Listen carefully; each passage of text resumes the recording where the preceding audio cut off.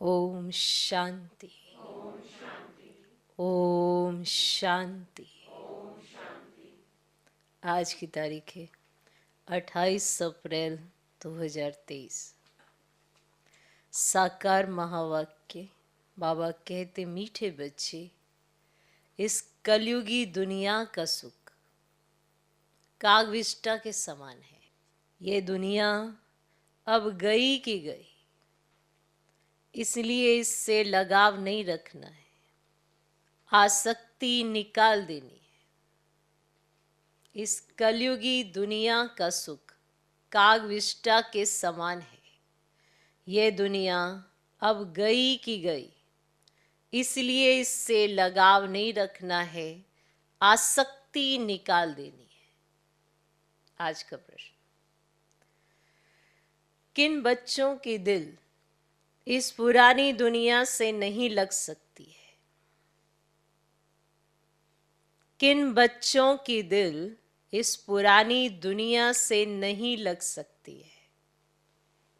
उत्तर, जो आज्ञाकारी, वफादार, निश्चय बुद्धि बच्चे हैं, उनकी दिल इस पुरानी दुनिया से लग नहीं सकती, क्योंकि उनकी बुद्धि में रहता ये तो विनाश हुई की हुई। क्योंकि उनकी बुद्धि में रहता कि ये तो विनाश हुई की हुई। ये तिलिस्म का खेल है, माना जादू का। ये तिलिस्म का खेल है, माना जादू का खेल है। माया का भवका है, माना माया का जादू जो ओरिजिनल नहीं है, आर्टिफिशियल है। तो ये माया का भवका है, इसका अब विनाश होना ही है। इसका अब विनाश होना ही है। डैम फटेंगे, अर्थक्वेक होगी,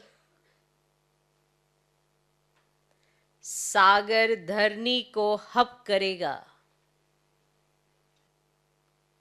डैम फटेंगे, अर्थक्वेक होगी, सागर धरनी को हप करेगा। ये सब होना है, nothing new.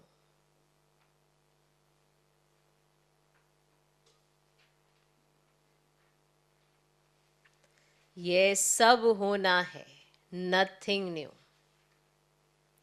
Sweet home, sweet राजधानी याद है तो इस दुनिया से दिल नहीं लग सकती।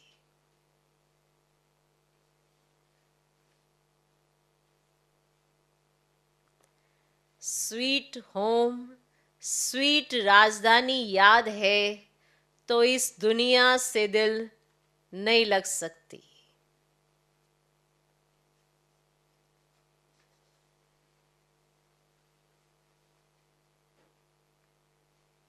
तो किन बच्चों की दिल इस पुरानी दुनिया से नहीं लग सकती?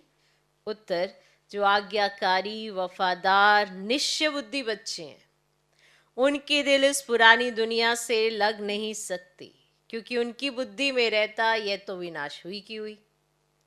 यह तिलिस्म का खेल है, माया का भवका है, इसका विनाश होना ही है। डैम फटेंगे, अर्थक्वेक होगी, सागर धरनी को हप करेगा।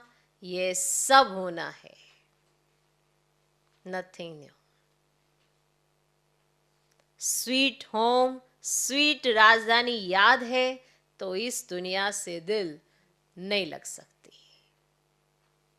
आज का गीत है, जिसका साथी है भगवान। ओम शांति। यह निश्चय के ऊपर गीत है। जब बाप का बनते हैं, वह बाप आते हैं तो वे आकर हमारा साथी बनते हैं। बच्चे जानते हैं बाप जब आते हैं तब ही विनाश के तूफान होते हैं। बाप आते हैं पुरानी दुनिया को खलास कर नई दुनिया स्थापन करने। अर्थक्वेक होगी, समुद्र नीचे से धरती को खा जाएगा, बरसात ऊपर से धरती को खा जाएगी। ये सब होना ही है। गीत तो उन्होंने ऐसे ही बैठ बनाए हैं। तुम ब्राह्मण कुलभूषण बच्चे जानते हो, बरोबर पुरानी दुनिया का विनाश होना है। बाप आई है नई दुनिया की स्थापना करने, ब्राह्मणों को सारे विश्व का मालिक बनाते हैं, पुरानी दुनिया का विनाश कराए, फिर सारे विश्व की राजाई बच्चों को वर्षे में दे देते हैं। तुम जानते हो बाप से नए विश्व के मालिक बने का वर्षा मिलता है। ये पुरानी विश्व तो कोई काम की नहीं है। मनुष्य समझते हैं अब तो स्वर्ग बनता जा रहा है, परंतु ये सब है माया का भवका। सब चीज मुलम्बे की है, सारा राज्य मुलम्बे का है। रुन्ने के पानी समान है, माना मृग तृष्णा समान। इसमें मनुष्य खुश होते हैं। आगे जब मुसलमानों का राज्य था तो ये एरोप्लेन मोटरें आदि थोड़ी ही थी। ये सब माया का भवका है। कितने प्लान्स बनाते हैं बच्चे जानते हैं, सब विनाश होना है। अर्थक्वेक होगी, ये डैम्स आदि सब पानी ही पानी कर देंगे। मनुष्य समझते इससे सुख मिलेगा, परंतु इन सब से दुख ही मिलेगा। ये एरोप्लेन भी दुखदाई बन पड़ेंगे, बॉम्ब्स गिराएंगे। तो बच्चे ये सब बातें भूल जाते हैं, इसीलिए पुरानी दुनिया में दिल लग जाती है। जो बाप के आज्ञाकारी, वफादार, पूरे मददगार बच्चे बनते हैं, पक्के निश्चय बुद्धि हैं, वे तो जानते हैं कि कुछ भी हो ये कोई नई बात नहीं है। अब ये तो अनेक बार पुरानी दुनिया का विनाश हुआ है, सो अब होना है जरूर। वे समझते बहुत नई नई चीजें बन रही हैं, स्वर्ग बन रहा है, और तुम बच्चे सिर्फ जानते हो कि यह तो तिलिस्म का खेल है, ना जादू का खेल है। जैसे कोई पुराने सोने को रंग रूप लगाकर चमकदार बना देते हैं, वैसे इस पुरानी दुनिया को भी रंग रूप देकर चमकदार बनाने के सब तरफ प्लान्स बनाते रहते हैं। उनको ये पता ही नहीं है कि विनाश होना है। अब ये तो तुम ब्राह्मण ही जानते हो कि ये पुरानी दुनिया विनाश होनी है। मनुष्य तो कह देते हैं कि ये पुरानी दुनिया विनाश होगी, फिर नई दुनिया भगवान आकर स्थापन करेंगे, और पहले ब्रह्मा को रचेंगे, फिर उनसे मनुष्य सृष्टि पैदा होगी। सो तो पता ही नहीं कब होगा। अब ये सिर्फ तुम बच्चों को बाप बैठ समझाते हैं। भगवान की है श्रीमत। अब श्रीमत जब कहा जाता है तो जरूर समझना चाहिए कि यह तो ऊंच भगवान की ही मत है। श्रीमत ब्रह्मा की व विष्णु की नहीं कहते हैं। भगवान आकर ब्रह्मा तन से श्रीमत कैसे देते हैं यह मनुष्य नहीं जानते, और वह समझते नहीं ब्रह्मा फिर नीचे कैसे आता है, और वह तो है सूक्ष्म वतनवासी। तो इन सब बातों को ना जानने के कारण श्री कृष्ण का नाम दे दिया है। ऐसे भी नहीं हो सकता कि श्री कृष्ण का कोई साधारण रूप है जिसमें परमात्मा प्रवेश करते हैं। अब ये बातें कोई नहीं जानते। बाप कहते हैं हमारे भी बहुत गुरु किए हुए थे, परंतु कुछ पता नहीं था, भूले हुए थे कि श्रीमत किसकी है। अब श्रेष्ठ थे, श्रेष्ठ तो है निराकार, उनकी ही श्रीमत है। शिवाय नमः कहते हैं ना, उनकी महिमा परम अपार है। इन बातों को तुम बच्चे ही जानते हो। अब ये सब बातें किसको बुद्धि में बिठाने में कितनी मेहनत लगती है। बाबा कहते हम भी नहीं जानते थे। श्रीमत किसकी हो सकती है? किसी मनुष्य की तो नहीं हो सकती है, वो तो परमात्मा की है। अब परमात्मा निराकार है तो वो श्रीमत दे कैसे? तो ये राज हम भी नहीं जानते, अब पता पड़े। अब यही पॉइंट बुद्धि में बिठाने में कितनी मेहनत लगती है। अगर यही पॉइंट बैठ जाए कि कह कौन रहा है, तो मनुष्य मत पर क्यों चले। मनुष्य मत पर चलते हैं, फिर कहते नहीं हमने सोचा नहीं था हम मनुष्य मत पर चलेंगे, पर जब हमें श्रीमत मिल रही है तो हम मनुष्य मत पर क्यों चले। पर कई श्रीमत को भी किनारे कर मनुष्य मत पर चल देते। इसीलिए कहा है संकल्प करने से पहले, कुछ बोलने से पहले, कुछ कर्म करने से पहले अब तो सोच लो। या आप भी यही कहोगे कि क्या करे पता नहीं था, अब तो पता है ना श्रीमत क्या है, मन मत क्या है और मनुष्य मत क्या है। अब तो पता है कि श्रीमत किसे कहते हैं। परमात्मा की मत को श्रीमत कहा जाता है और किसी की मत को श्रीमत नहीं कहा जाता। अब भक्तों को भगवान की मत चाहिए। अब ये तो ड्रामा में नूंद है। गीता के भगवान ने आकर भक्तों को मत दी है। मत देना माना बुद्धि देना, माना समझ देना, माना ज्ञान देना।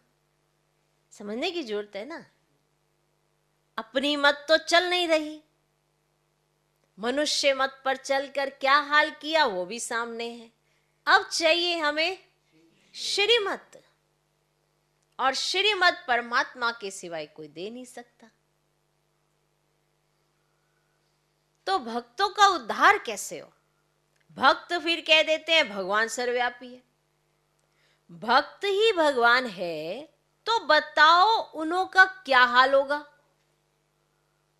कहते भगवान सर्वव्यापी है, तो फिर भक्त ही भगवान हो गया तो फिर उन्हों का क्या हाल होगा। अब बाप बैठ समझाते हैं कि भगवान एक है, वे आते ही हैं भक्तों की रक्षा करने। इस समय मनुष्य सब रावण की शोक वाटिका में है। कोई भी मनुष्य साधु संत आदि रक्षा नहीं कर सकते हैं। भक्तों की रक्षा भगवान को करनी है। किसी साधु संत महात्मा को नहीं करनी है भक्तों की रक्षा, भगवान को करनी है। मनुष्य ये नहीं जानते कि हम पतित दुनिया नरक में निवास कर रहे हैं, पावन दुनिया स्वर्ग को कहा जाता है। अब ये बातें समझेंगे फिर भी कोर्टों में कोई। देखो समझाई सबको जाती है, समझते फिर भी कोर्टों में कोई। कल पहले वाले सिकिलदे बच्चे ही आएंगे। कल्प कल्प तुम सिकिलदे बनते हो। फिर कोई तो पूरा बनते हैं और कोई तो माया कच्चा ही खा जाती है। बाप को याद ना करने से झट विकार आ जाते हैं, देर नहीं लगती। पहला पहला विकार दे अहंकार आया, फिर तो औरों की भी चेष्टा होगी और भी विकार आ जाएंगे। जब पहला पहला दे अहंकार आया फिर धीरे धीरे और विकारों की भी चेष्टा हो जाएगी। इसीलिए बाप कहते हैं देही अभिमानी बन, क्योंकि सबको वापस जाना है। यहां तो दुख ही दुख है। कलयुगी दुनिया का सुख काग विष्टा के समान है। अब यह तो सन्यासी भी कहते हैं और तुम भी समझते हो। नरक और स्वर्ग को तुम बच्चे जानते हो। नरक में तो कोई सुख नहीं। नरक में कोई से भी लगाव रखना अपना पद भ्रष्ट करना। लिख लो इसे। नरक में कोई से भी लगाव रखना अपना पद भ्रष्ट करना है। कोई भी चीज में आसक्ति नहीं रखनी है। कोई भी चीज में आसक्ति नहीं रखनी है। समझाना चाहिए ये तो पुरानी दुनिया खत्म होने वाली है। ये दुनिया कोई काम की नहीं है। पहले पहले देह अभिमान आने से उनके साथ दिल लगती है। देह का जैसे ही भान आता है, देह अभिमान आता है, तो दिल लगती है। देह से ही दिल लग जाती है। सबसे पहले तो पहले अपनी देह से दिल लग जाती है, फिर दूसरे की देह में दिल फंस जाती है, ऐसे दिल अटकती है। देही अभिमानी फिर इस पुरानी दुनिया से जैसे उपराम रहेंगे। वह होता है हद का वैराग्य, यह है बेहद का वैराग्य। हम इस पुरानी दुनिया को भूलते हैं, यह बिल्कुल ही दुख देने वाली है। इनसे बाकी थोड़ा सा काम लेना है, ये गई की गई, बाकी 2 घड़ी के हम मेहमान हैं। तो ब्राह्मण ही कहते हैं ना कि हम पुरानी दुनिया में 2 घड़ी के मेहमान हैं। हम अपने स्वीट होम, स्वीट राजधानी में आकर सुख भोगेंगे। अब हमको जाना है। ये पुरानी दुनिया कब्रिस्तान होनी है, इसीलिए देह सहित सब कुछ भूल जाना है। ये शरीर पुरानी जुत्ती है, इसको अब छोड़ना है, योग में रहना है। योग में रहने से आयु बढ़ेगी तो हम बाप से वर्षा लेंगे। मान लो ये शरीर अभी छूट जाए तो वर्षा खत्म,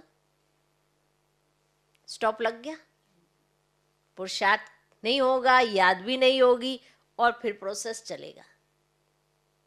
शरीर छूटा, नया शरीर मिलेगा, फिर जब तक होश आए तब तक कई वर्ष बीत जाएंगे।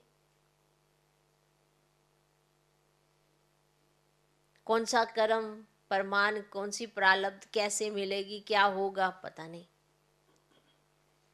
इसीलिए अभी योग में रहकर आयु बढ़ानी है तो फिर हम बाप से वर्षा ले सकेंगे। देह अभिमानी की आयु बढ़ नहीं सकती, उनको देह से प्यार हो जाता है। कोई का शरीर अच्छा है तो देह से प्यार होता है, अपनी देह में ही फंसे रहते हैं, अच्छी रीति मलते रहेंगे, अपनी देह में ही फंसे रहते हैं, अच्छी रीति मलते रहेंगे, जैसे बर्तन मले जाते हैं ऐसे देह में फंसे रहते हैं। अब जितना तुम योग में रहेंगे उतना आत्मा प्योर होती जाएगी, फिर लायक बनेंगे नया बर्तन लेने के। हम शरीर को भल कितना भी साबुन, वैसलीन, पाउडर आदि लगाएं, फिर भी पुराना शरीर है ना। पुराने मकान को कितने भी मरम्मत करो तो भी जैसे खंडर है, तो ये शरीर भी ऐसे है। अपने से ऐसी ऐसी बातें करेंगे तब बाप और वर्षे से दिल लगेगी, और कोई चीज से दिल नहीं लगानी है। रगड़े जा रहे हैं शरीर को,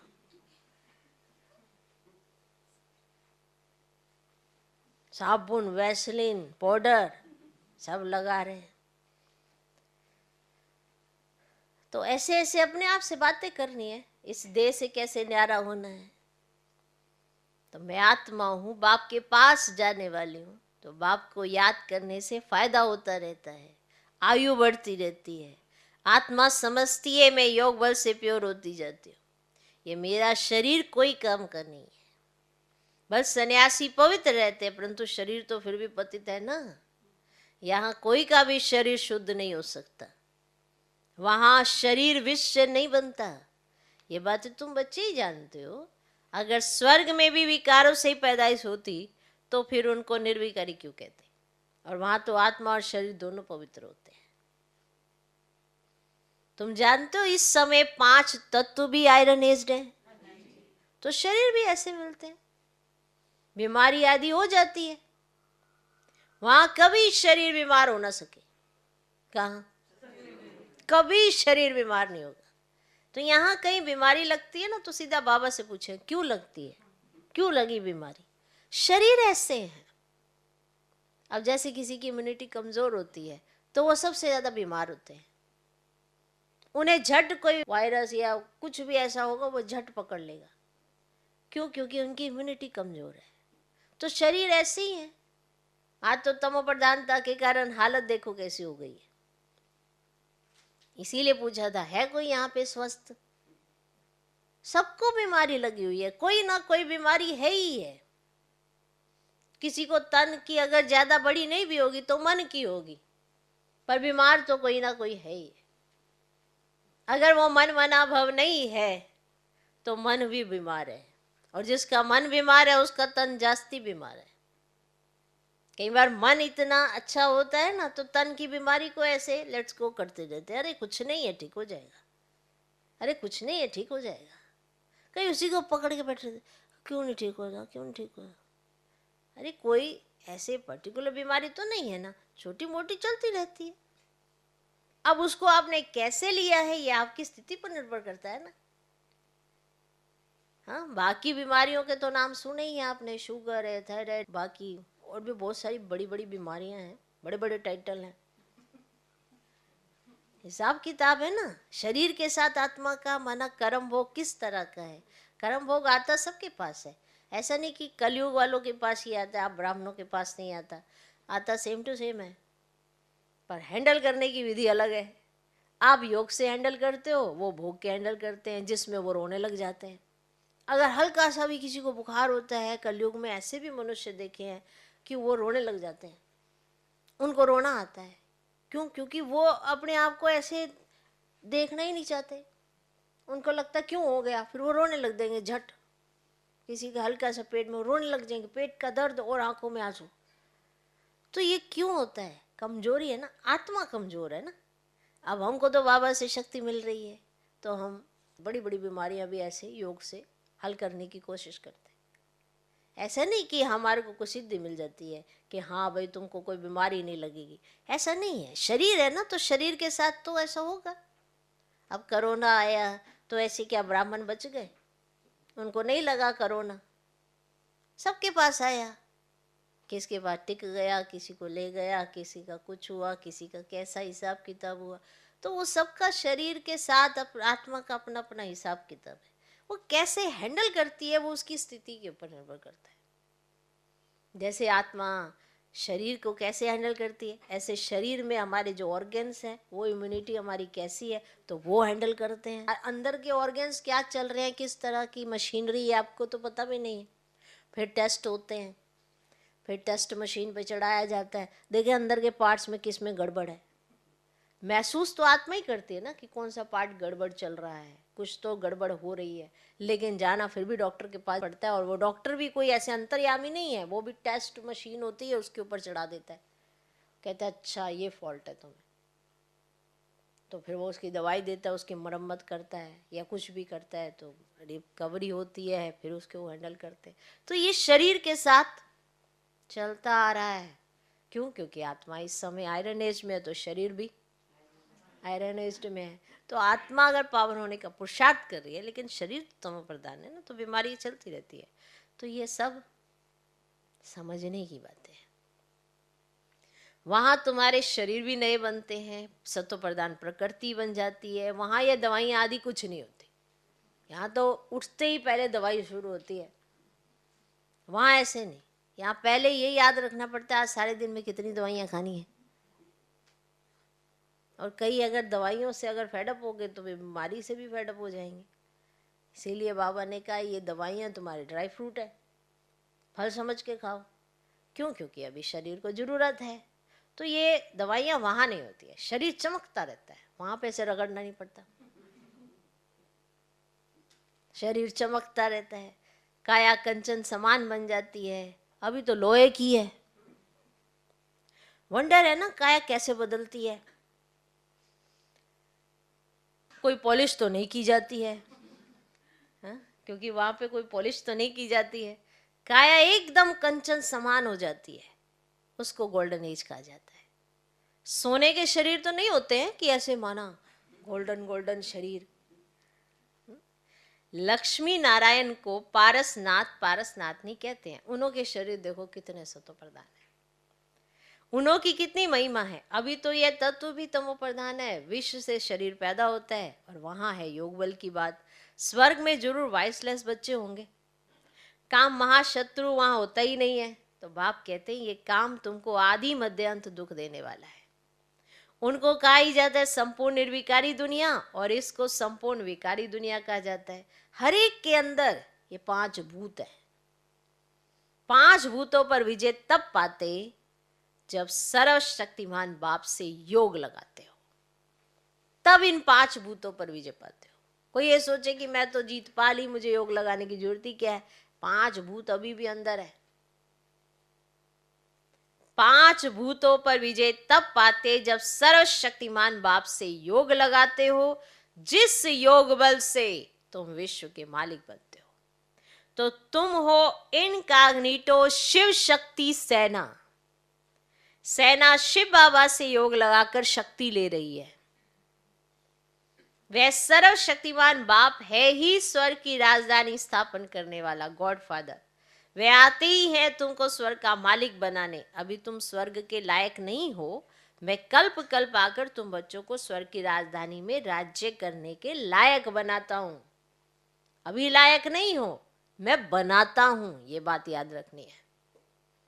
अभी तुम हो नर्क के मालिक। मनुष्य कहते भी है ना, फलाना हमारा स्वर्गवासी हुआ, बिल्कुल समझते नहीं कि हम नर्क में। अगर वो स्वर्गवासी हो गया और चला गया यहाँ से, तो तुम कहाँ पे बैठे हो? नर्क में है ना। तो ऐसी बात है। तो स्वर्ग का वास्तव में कोई को पता ही नहीं। कहते हैं जिनके पास धन दौलत बहुत है ना, उनके लिए यहाँ ही स्वर्ग है। अरे इतनी बीमारियां आदि लगी पड़ी हैं, इसको स्वर्ग कैसे कहेंगे? चाहे कोई अमीर है, चाहे कोई गरीब है, चाहे कोई भी है। इतना नहीं कि जिसके पास धन दौलत ज्यादा है उसके पास कोई बीमारी नहीं जाती है। तो फिर ये स्वर्ग कैसे हुआ? स्वर्ग तो सत्यु को कहा जाता है। सोचो, अब जब माना कोई ऐसे अमीर हो और उसको पाइपे वाइपे सब लगी पड़ी हो, क्या सुख है? हाँ, गरीब हो, खुद ही ग्लूकोज की बोतल लेके जा रहा हो, कहेंगे क्या दुख है? बस ये फर्क है। कॉमन चीज क्या है? दोनों को पाइप लगी है और एक हष्ट पुष्ट घूम रहा है, तो सुख किसको है? तो अमीर को भी पाइप लगी, गरीब को भी पाइप लगी। फर्क क्या है? बीमारी तो दोनों के पास ही आती है ना, क्योंकि शरीर तमो प्रधान है, प्रकृति तमो प्रधान है। ऐसे तो नहीं कि अमीर को सोने का शरीर मिल गया है, उसको कोई बीमारी ही नहीं लगेगी। यही तो कंट्रास्ट समझाना है कि इस समय दुखधाम है तो यहाँ पे कोई सुखी नहीं है, और सुखधाम में हर एक सुखी है। भले वहां पे पोजीशन में अंतर जरूर होता है कि ऊंच पोजीशन वाला और थोड़ी कम पोजीशन वाला, लेकिन सुख सभी को है। और यहाँ पर ज्यादा अमीर को भी दुख है तो ज्यादा गरीब को भी दुख है, दोनों के पास दुख है। ये नहीं कि ये अंतर हो जाता है कि किसी के पास धन दौलत ज्यादा है तो वो स्वर्ग में बैठा है। कलयुग में थोड़े स्वर्ग है। बाप ने समझाया यह है विकारी दुनिया। हर एक नारी द्रौपदी पार्वती है। हर एक नारी को अमरनाथ अमर कथा सुनाते हैं। हर एक द्रौपदी नगन होने से बच जाएगी। ये बातें बेहद का बाप बैठ समझाते हैं। वह है ही वाइसलेस वर्ल्ड, संपूर्ण निर्विकारी दुनिया, विकार बिल्कुल नहीं। आत्मा आकर प्रवेश करती है तो उस समय गर्भ में बिल्कुल प्योर रहती है। आत्मा भी प्योर आती है, इसलिए उनको गर्भ में भी कोई सजा नहीं भोगनी पड़ती है। यहाँ तो सभी को सजा मिलती है। अच्छा, मीठे मीठे सिकिलदे बच्चों प्रति माता पिता बाप दादा का याद प्यार और गुड मॉर्निंग। रूहानी बाप की रूहानी बच्चों को नमस्ते। हम रूहानी बच्चों की भी रूहानी बाप को नमस्ते नमस्ते नमस्ते। Good morning good morning good morning. धारणा के लिए मुख्य सा पहला पॉइंट, इस दुनिया में स्वयं को मेहमान समझना है।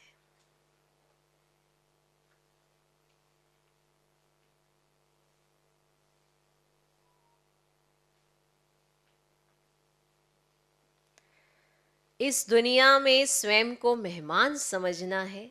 देही अभिमानी बन पुरानी दुनिया और पुरानी देह से उपराम रहना है। देही अभिमानी बन पुरानी दुनिया और पुरानी देह से उपराम रहना है।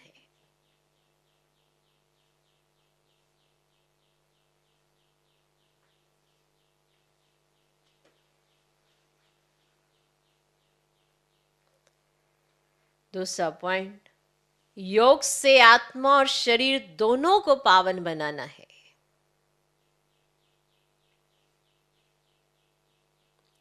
योग से आत्मा और शरीर दोनों को पावन बनाना है। पुराने शरीर तरफ आकर्षित नहीं होना है।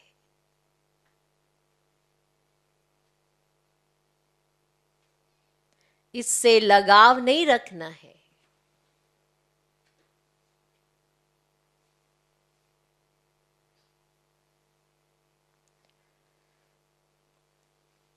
योग से आत्मा और शरीर दोनों को पावन बनाना है। पुराने शरीर तरफ आकर्षित नहीं होना है। इससे लगाव नहीं रखना है। आज का वरदान, शांति के अवतार बन, विश्व में शांति की किरणें फैलाने वाले शांति देवा भव। शांति के अवतार बन, विश्व में शांति की किरणें फैलाने वाले शांति देवा भव। जैसे छोटा सा फायरफ्लाई, मानो जुगनू, दूर से ही अपनी रोशनी का अनुभव कराता है, ऐसे विश्व की आत्माओं व संबंध संपर्क में आने वाली आत्माओं को महसूस हो कि शांति की किरणें इन विशेष आत्माओं द्वारा मिल रही हैं। बुद्धि द्वारा अनुभव करें कि शांति का अवतार शांति देने आ गए हैं। चारों ओर की अशांत आत्माएं शांति की किरणों के आधार पर शांति कुंड की तरफ खिंची हुई आए। इस शांति की शक्ति का अभी प्रयोग करो। तो शांति, सबको चाहिए शांति। हर कोई, अगर माहौल ऐसा होता ना शांत, तो भी कहते हैं अरे शांत रहो शांत रहो। सबको शांति चाहिए। पर ये तो बाबा ने बताया, पहले तो शांति का पूजन तुम खुद हो, तुम खुद स्थित हो जाओ, बाकी चारों तरफ शांति हो जाएगी। शांति शांति। पर हम सोचते हैं कि सामने वाला शांत हो, मैं क्यों शांत हूँ। पर ये ओम शांति का अर्थ है कि मैं शांत स्वरूप आत्मा हूँ। तो पहले स्वयं ऐसा बनना पड़ेगा। माना कई आत्माएं होती है ना, दूसरों से शांति चाहती है। अरे कुछ ऐसी जगह हो, कुछ ऐसा जाएं, अरे कोई मुझे शांति दे दे, अरे ये हो। तो ये किसी से मांगने वाली चीज़ नहीं है, ये आपके पास ही है। तो आप उसमें स्थित होंगे तो आप खुद ही फील करेंगे। तो कोई पूछता है ना कि अरे चारों तरफ इतना तो हाहाकार मचा हुआ, इतनी तो अशांति है, तो आप कैसे शांत रहते होंगे? जंगल में जाते हैं, कहाँ बाबा के कमरे में घुस जाते हैं, तभी आसपास शोर पड़ा है, तो क्या करते होंगे? तो शांति तो अपने पास है। जैसे मान लो किसी के पास अगरबत्ती हो, माचिस भी हो, जलाने का स्थान भी हो, तो क्या करना है? उसको इंतजार करना है कि बाहर से खुशबू आए या खुद ही जला के बैठ जाए? तो जो चीज़ आप ही के पास है तो आप उसको लेके चलिए ना, आपके पास ही है तो आप उसको जनरेट करिए और फिर दूसरों को भी अनुभव कराइए उसी शांति का। ओके, जो शांति होती है ना, शांति की अनुभूति जब संकल्प शांत हो जाते हैं तब होती है। अगर आपके संकल्प चले जा रहे हैं तो शांति फील नहीं हो सकती है। शांति शांत होने में होती है। और शांत किस चीज़ों से होना है? संकल्पों से होना है। जो ये उधेड़ बूंद, ये ऊपर नीचे, ये जब संकल्प चलते हैं तो अशांति फील होती है। भले आप अकेले भी बैठे होंगे और कहीं से कोई शोर शराबा नहीं है, लेकिन आपके अंदर शोर है। क्यों? संकल्पों का शोर है। तो जब संकल्पों से शांत हो जाते हैं तो सच्ची शांति की अनुभूति होती है। इसलिए बाबा ने कहा मैं आत्मा शांत स्वरूप हूँ, ये अनुभव करके बैठो। इसलिए हमें ये कहा है ओम शांति। जब भी हम ओम शांति कहते हैं, इसका सही मायने में अर्थ यही है कि मैं आत्मा, माना मैं जो हूँ वो शांत स्वरूप हूँ। तो आसपास मेरे जो भी होता रहे या कुछ भी हो, उससे मुझ पर असर नहीं आएगा, लेकिन मेरी शांति का असर उन पे जरूर जाएगा। तो शांति में इतनी ही शक्ति है। से कहीं कहते हैं ना कि जब कोई क्रोध कर रहा हो तो चुप हो जाना चाहिए। तो उस समय चुप ये नहीं कि मुख से चुप हो गए और अंदर संकल्प चल रहे हैं, शांत हो जाना चाहिए, तो सामने वाला भी शांत हो जाएगा। लेकिन हम क्या करते हैं, अंदर तो बहुत संकल्पों का तूफान, मुंह पे हमने कह दिया इसको तो मैंने कुछ कहना नहीं है, कल देखते हैं इसको, अंदर चले जा रहे हैं चले जा रहे हैं। तो आप युद्ध ही कर रहे हो, वो मुख से कर रहा है, आप मन से कर रहे हो, तो युद्ध चलती ही जाती है, फिर वो लगातार चलती रहती है, वो युद्ध वो खत्म नहीं होती है। लेकिन अगर आप शांत हो जाते हैं, अपने संकल्प शांत कर देते हैं और बिंदी लगा देते हैं, बिंदी कौन सी होती है, ड्रामा रूपी बिंदी अगर लगती है कि हाँ इस ड्रामा में हर एक आत्मा कैसे अपने अपने संस्कारों के वशीभूत होकर इस तरह की एक्ट कर रही है, और मैं भी कहीं ना कहीं वशीभूत होकर ये एक्ट कर रही थी, तो अभी मुझे शांत स्वरूप स्थिति में स्थित हो जाना है, वो वाली बिंदी। तो सिचुएशन के हिसाब से देखते हुए मन के संकल्पों को शांत कर देना, एकदम न्यूट्रल हो जाना, और जो बाबा का ज्ञान है उसके हिसाब से संकल्प चलाना, तो ही सच्ची शांति की अनुभूति हो सकती है। तो ये जो शांति की शक्ति है, ये सबको फिर आकर्षित करेगी, तो सब आपकी तरफ खिंच के आएंगे, और कोई भी आपके पास से जाएगा तो उसको भी शांति की अनुभूति होगी।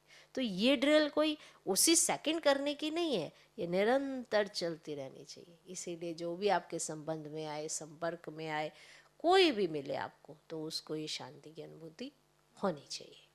आज का स्लोगन, जिनका स्वयं पर व्यक्तिगत अटेंशन है, वे अंतर्मुखी बनकर फिर बाह्य मुक्ता में आते हैं।